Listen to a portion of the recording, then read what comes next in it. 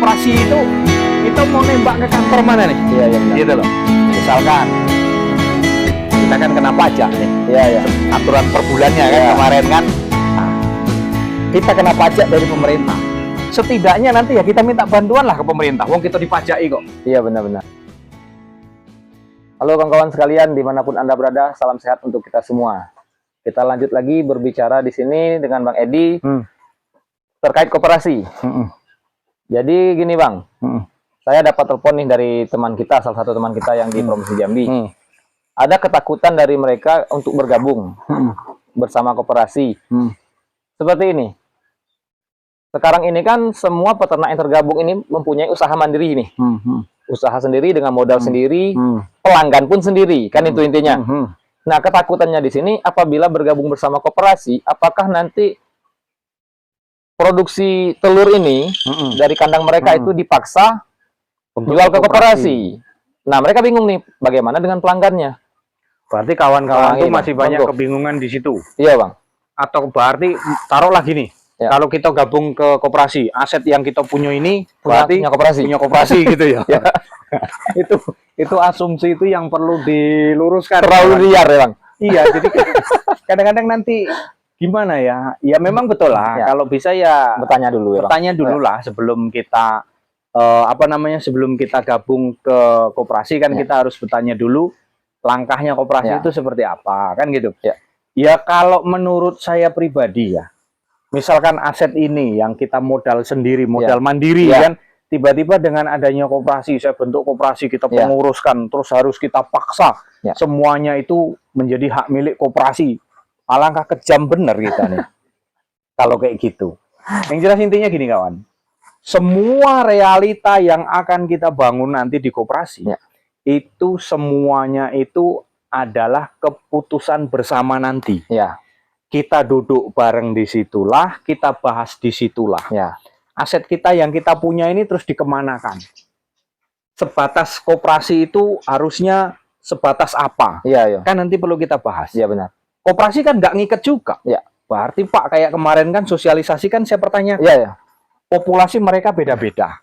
Kandang mereka beda-beda. Ya. Langganan mereka Ya. punya langganan masing-masing. Kan gitu. Takutnya kawan-kawan nanti mungkin jadi langganan yang selama ini disetori dengan harga yang agak lumayan, terus nanti kita putuskan, Ya. semuanya telur harus ke koperasi. Harga diatur ya. Harga diatur dengan koperasi. Itu semuanya nanti kita duduk bareng kesepakatannya gimana, Ya. kawan-kawan untung, kita di koperasi punya tabungan, ya kan? Nah, terus nanti keputusannya seperti apa? Kalau kita tidak ada koperasi, kecil kemungkinan kita akan bersaing Ya. dengan kita-kita sendiri. Sikut-sikutan, jual telur ke pasar punya siapa? Punya Fauzan. Nah, kita mau Ambil harga berapa nih katanya? nah, ambil harga berapa? Kan di situ kita saling sikut-sikutan. Iya, iya. Gitu loh. Kalau tidak ada koperasi kawan. Nah, terus kemudian bagi kita yang mau menambah populasi lagi, ketar-ketir kita. Iya. Mau kemana? Ke sana ketemu kawan, ke sini ketemu kawan. Kita saling tendang, saling sepak Iya. punya kawan jadinya. Nggak ada teratur di situ, nggak ada Benar. ketertiban di situ gitu loh. Nah, takutnya saya dengan adanya koperasi kan ada simpanan pokok, Ya, terus kemudian simpanan wajib. simpanan wajib. Simpanan wajib itu kan kita wajib nyimpan. Ya, Walaupun satu piring ini 1.000, ya. itu kita simpan di koperasi. Tujuan nyimpan di koperasi itu apa? Dengan 1.000 perak per piring Ya. misalkan. Sehari kita bisa 10 piring. Kan 10.000 kita Ya. tabung. Tabungan itu nanti kapan bisa diambil terserah. Ya. Apa mau dibagi setahun sekali mau Ya. lebaran, atau memang mau dibagi perorangan untuk nambah modal lagi, Ya. supaya tidak tutup. Ya. Karena kalau saya perhatikan begini, kawan-kawan ini melihara burung nih, Ya. 1.000. Sudah melihara 1.000, mendekati masa akhir. Nggak punya modal Iya, iya. untuk ke jenjang selanjutnya, Ya. untuk permajaan lagi lah. Iya, gitu. iya. Mereka nggak punya modal. Akhirnya apa? Tutup.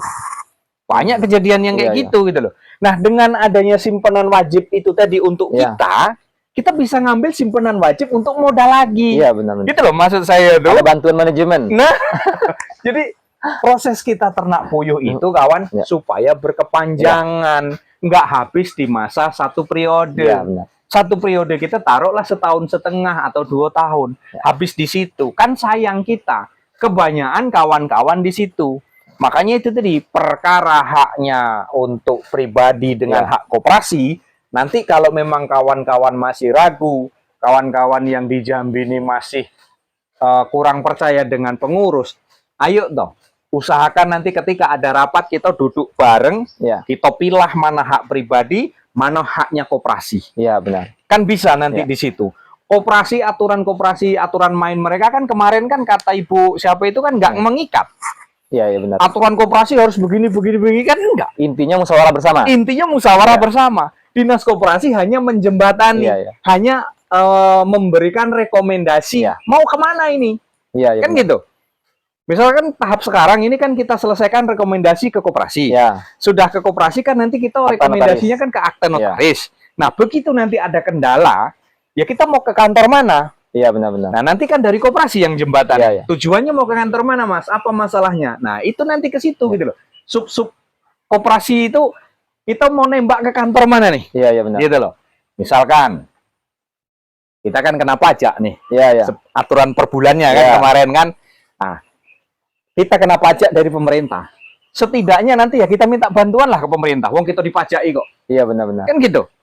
Setidaknya mungkin nanti kita bisa lah pengadaan barang atau apa. Harapan kami kan seperti itu dengan adanya koperasi. Jadi kawan-kawan itu yang saat ini masih merasa ketakutan, ya jangan berpikirnya tuh kayak mana ya.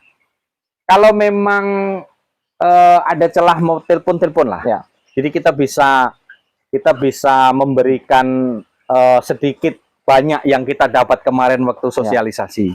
Jadi kawan-kawan juga mungkin yang sekiranya belum mendapatkan pencerahan atau kabar burung yang ditangkap, itu kadang-kadang kalau kabar burung itu kan antara yo dengan ida, jadinya kan pikiran ini kan gantung, yo ida nih kabar macam ini kan gitu. Nah, dengan adanya kemarin kita hadirkan langsung orang dinas koperasi, kan sudah ada gambaran di situ, sudah ada pencerahan di situ. Awal mula saya juga berpikir seperti itu, tapi kemarin setelah ada orang dinas koperasi yang kita hadirkan, kemudian kita ada tanya jawab di situ, dan jawabannya itu memuaskan, kan gitu. Yang dasarnya kawan, intinya dinas koperasi itu nggak ada aturan terkait, hanya mereka itu menjembatani dan mengesahkan kita nanti sebagai memang ini adalah koperasi. Nah, untuk urusan mau bagi 5, bagi 10, simpan pinjam segala macam, kalau simpan pinjam kita nggak bisa ya nampaknya ya. Ya kita nggak ke situ arahnya bang. Kita nggak ke situ arahnya. Nah ini bang, kita cerahkan pencerahan sedikit lah sama teman-teman mungkin yang belum itu bang. Jenis koperasi ini kan 5. Nah, itu benar ya kalau salah tolong diingatkan. Pertama produsen. Kedua konsumen. Ketiga jasa. Keempat itu apa ya? Kemarin lupa saya. Nah yang terakhir itu simpan pinjam. Nah itulah intinya. Pokoknya kita nggak ngarah kalau simpan pinjam ini ya modalnya juga besar, aturannya banyak, dan jika kita pilih jenis simpan pinjam, kita nggak boleh ambil lagi yang keempatnya ini. Harus pilih salah satu ya. Gitu. Kalau kita pilih salah satu dari 4 ini tadi, jika memang keuangan kita sudah sangat memadai segala macam, itu bisa diunitnya nanti untuk simpan pinjam. Jadi untuk kawan-kawan sekalian, kita di sini tidak berbicara tentang koperasi simpan pinjam. Tolong ubah sedikit mindsetnya kalau masih ada yang berpikiran setiap mendengar koperasi simpan pinjam, koperasi simpan pinjam, memang lebih banyak. Yang kita bicarakan di sini bukan koperasi simpan pinjam. Nah itu dulu. Nah izin bang, saya lanjutkan bang untuk pertanyaannya tadi. Berarti aset pribadi daripada peternak yang menjadi anggota koperasi itu tidak ditarik menjadi aset koperasi. Itu intinya bang. Ya enggak lah. Nanti kandang-kandangnya sama burung-burungnya ditarik koperasi kan kita kan jadinya kan kayak mana lah modal kita dewe. Hasilnya kalau menurut saya hasilnya kita lari ke koperasi.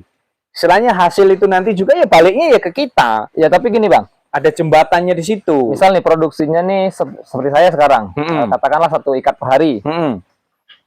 Kan 1 ikat 10 piring ya. Ya 10 piring. Kan 10 piring ini kan juga belum tentu wajib diserahkan ke koperasi berdasarkan kesepakatan lagi berapa persen dari berapa persen dari populasi yang diserahkan ke koperasi. Itu tinggal kesepakatan bersama lagi kan bang. Koperasi juga kalau awal-awal bergerak juga nggak mungkin mau nampung semuanya. Nah, itu kemana kita larinya Kan gitu. Iya, Step by step kita ada di situ kawan. Nah, terus nanti apabila kita upperload misalkan. Ya. Misal kita upperload di Jambi ini kok kebanyakan populasi, kebanyakan peternak, kan bisa kita keluar. Oh, berarti linknya lebih luas dengan koperasi. Iya, ya? kan kita bisa lempar ke luar provinsi lagi. Karena apa? Kekuatan kita ada koperasi, ada payung hukum. Gitu loh. Iya, benar. Kalau kita nggak ada payung hukum, nanti dipertanyakan di pemerintah daerah yang kita tuju, wah, ini punya siapa ini? nah, berkeringat gitu kawan. Terjamin nggak kualitasnya kan gitu ya? Makanya.